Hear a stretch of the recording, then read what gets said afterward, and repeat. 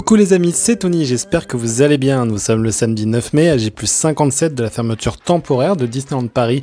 On est à 2 jours du déconfinement aussi, et donc, comme fixé au lancement de cette émission, de la fin de ce petit rendez-vous quotidien. Mais promis, on reste en contact, notamment avec d'autres vidéos qui s'ajouteront régulièrement sur cette chaîne YouTube, donc abonnez-vous.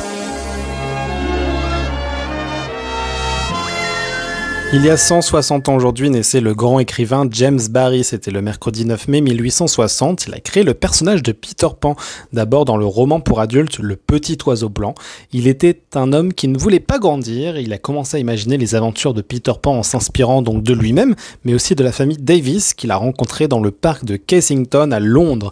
Les enfants de cette famille s'appelaient George, Jacques, Michael et Peter, et oui, et plus tard, en 1953, Disney a adapté cette histoire dans son film d'animation. C'est aussi les 66 ans d'un mariage, celui de Diane Disney, le dimanche 9 mai 1954.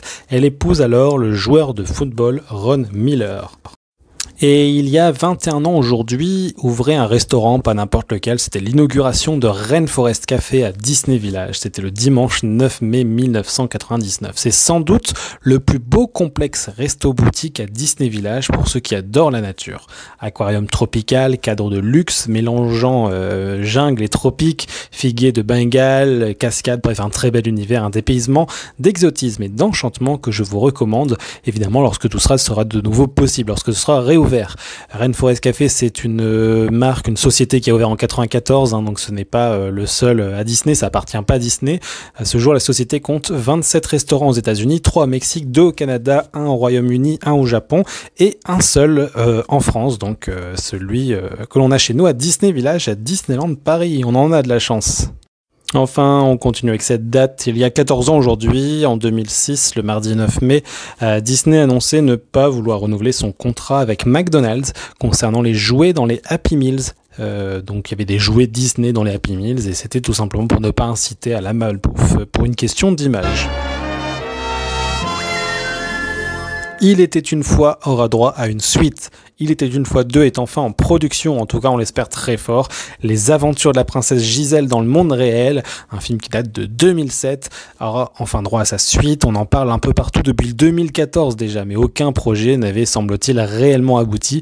Et il y a quelques jours, sur Instagram, le producteur Adam Shankman a fait un petit post annonçant qu'il remerciait de tout son cœur les studios de lui donner la possibilité de travailler sur 2 joyaux de l'héritage Disney avec les images qui s'affichent sur votre écran. Donc Hocus Pocus 2, ça c'est génial, mais on le savait déjà, mais aussi et surtout Disenchanted, qui sera alors le titre anglophone du second volet, qui était de base Enchanted. Et on en sait plus sur le film live de Hercule. Ce n'est plus une rumeur, c'est désormais officiel, ça aura bel et bien lieu, ouf. Et ce sont les frères Russo, connus pour être les réalisateurs notamment des derniers Avengers, qui ont officialisé la nouvelle, puisqu'ils ont confirmé qu'ils seront aux manettes de ce film. On en sait davantage, ils ont affirmé aussi que ce ne sera pas une transposition littérale de l'œuvre originale, autrement dit, ce ne sera pas un copier-coller de l'histoire du film d'animation qui date de 97. Il y aura donc une histoire différente et originale.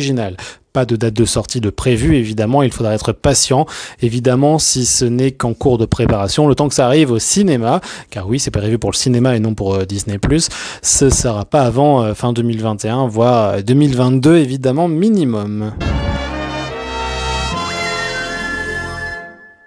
Et ça bouge du côté de Hong Kong Disneyland, enfin, de plus en plus d'installations et signalétiques pour faire respecter les gestes barrières, les règles sanitaires adéquates à la crise virale qu'on subit tous actuellement. Donc de plus en plus d'installations et signalétiques arrivent progressivement.